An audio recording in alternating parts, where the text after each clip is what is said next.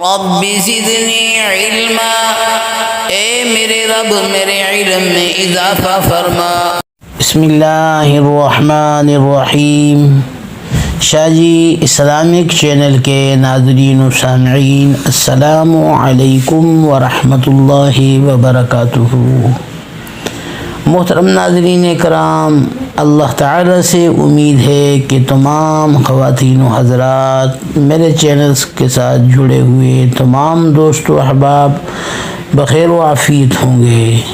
اللہ تعالی سے دعا ہے کہ اللہ تعالی تمام دوستوں کو اپنے حفظ و امان میں رکھے۔ آج ایک نئی کہانی اور ایک نئے وظیفے کے ساتھ آپ کی خدمت میں آپ کا میزبان دوبارہ حاضر ہے۔ دوستو، آج کی کہانی کا عنوان ہے جب ڈاکٹر نے میری آنکھیں چیک کی اور مجھے کہا کہ آپ کی آنکھوں کا یہ دھندلا پن ختم نہیں ہوگا تو میرے پاؤں کے نیچے سے زمین نکل گئی۔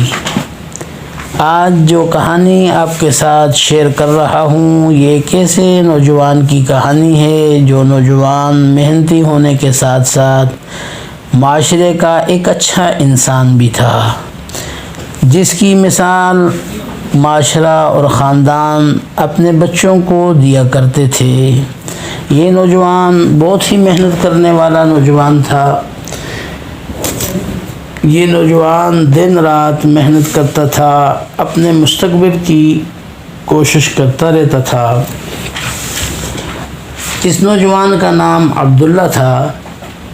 عبداللہ بہت ہی ملنسار انسان تھا، تمام لوگوں کے دکھ درد میں شریک ہونے والا نوجوان تھا۔ یہ نوجوان ایک فارماسیوٹیکل کمپنی میں ملازم تھا اور روزانہ اپنی ڈیوٹی پر پوری تندہی اور ذمہ داری کے ساتھ جایا کرتا تھا۔ یہ اس کا روزانہ کا معمول تھا۔ صبح ڈیوٹی پہ جاتا، شام آتا اور اپنے گھر والوں کی خدمت میں جٹ جاتا۔ گھر والوں کے تمام کام یہ کرتا رہتا تھا۔ اسی طرح زندگی ایک ڈگر پر چل رہی تھی۔ کچھ عرصے کے بعد ایک دن اسے فیل ہونے لگا کہ میری نظریں کمزور ہوتی جا رہی ہیں، تو اس نے اپنے باس سے اپنی نظر کی کمزوری کا ذکر کیا۔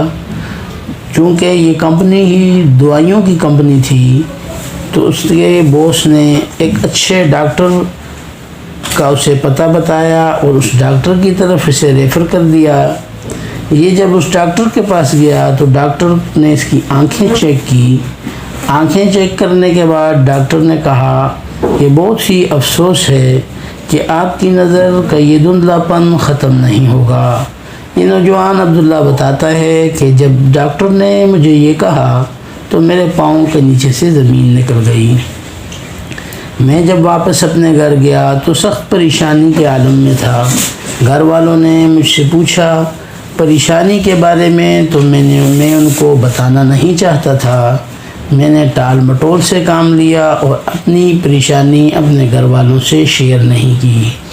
اسی طرح روزانہ ڈیوٹی پر آتا جاتا تھا۔ ایک دن میرے ذہن میں یہ بات آئی کہ میں اپنے محلے کی مسجد کے امام صاحب سے کوئی روحانی علاج کے بارے میں پوچھوں۔ ایک دن مغرب کو جب میں اپنے کام سے واپس آیا تو مغرب کی نماز کے لیے سیدھا مسجد چلا گیا۔ مسجد میں نماز پڑھی۔ نماز پڑھنے کے بعد سنتوں سے فارغ ہوا تو امام صاحب کے پاس جا کر بیٹھ گیا۔ امام صاحب کو میں نے اپنا مسئلہ بتایا اور دعا کا بھی کہا اور ساتھ ہی ساتھ ان سے روحانی عمل پوچھا۔ تو امام صاحب نے مجھے ایک سورت بتائی اور ایک سورت کی ایک آیت اور اللہ تعالیٰ کے اسماء گرامی میں سے ایک بہت ہی خوبصورت نام پڑھنے کی ترغیب فرمائی۔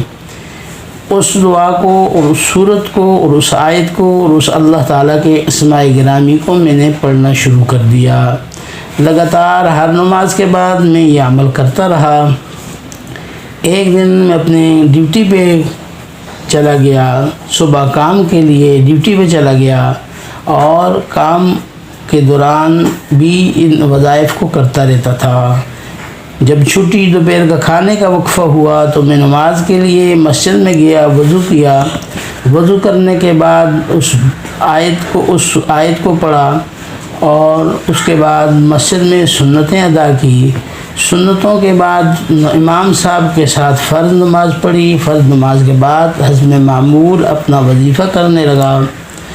وظیفہ کرنے کے بعد جب میں نے دیکھا تو میری آنکھوں کا وہ دھندلا پن ختم ہو گیا۔ میں سمجھ رہا تھا کہ میں خواب دیکھ رہا ہوں، لیکن جب ارد گرد نمازیوں کو بیٹھا ہوا دیکھا تو مجھے یقین ہو گیا کہ میں خواب نہیں دیکھ رہا، بلکہ یقیناً اللہ تعالیٰ نے میری آنکھوں کا دھندلا پن ختم کر کے مجھے اپنے نور میں سے نور عطا فرما دیا۔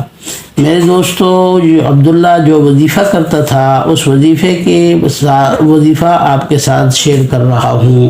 وظیفہ شیئر کرنے سے پہلے آپ سے ریکویسٹ ہے کہ اگر آپ کو میری ویڈیو پسند آئی ہے تو میری اس چینل کو ضرور سبسکرائب کریں، میری ویڈیو کو ضرور دوستوں کے ساتھ شیئر کریں تاکہ یہ وظیفہ زیادہ سے زیادہ لوگوں تک پہنچے۔ آپ کے ارد گرد بھی ایسے لوگ ہوں گے جن کو آنکھوں کی اس طرح کی بیماریاں لاحق ہوں گی، تو اس وظیفے کے کرنے سے اللہ تعالیٰ انہیں بھی شفا عطا فرمائیں گے، اور اس میں آپ کا بھی حصہ ہوگا اور میرا بھی حصہ ہوگا۔